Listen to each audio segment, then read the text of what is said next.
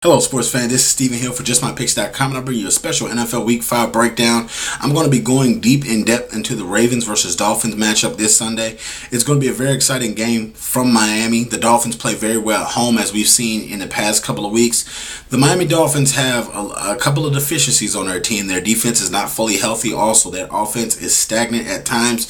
I want to see Joe Flacco step his game up and really try to bounce back. We saw Ray Rice come back and play pretty okay in that football game, but losing that game in the form and fashion in which they did, it was not a pretty sight at all. Joe Flacco and the Ravens giving up five interceptions. That's not acceptable on any level, let alone the NFL, for an NFL quarterback. Looking at the matchups that this football game presents, you have Torrey Smith, you may have Jacoby Jones if he's healthy enough to play in this game, but I'm looking at the big thing, Ray Rice versus that defense. Ray Rice, if he can really get the ball moving and get the ball rolling, that will be a constant thing for the Baltimore Ravens. Joe Flacco, we know he's got an arm. We know he has a cannon attached to it. Can Joe Flacco get these guys involved on offense and really spread the floor? I don't think they're going to be able to do that against the Miami Dolphins. That defense is just too good. It's just too fast, just too physical.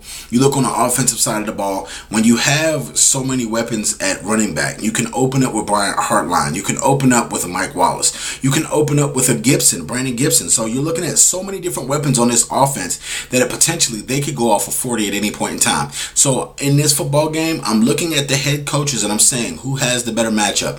The Ravens have the better head coaching matchup. When it comes to quarterback, they have the better quarterback.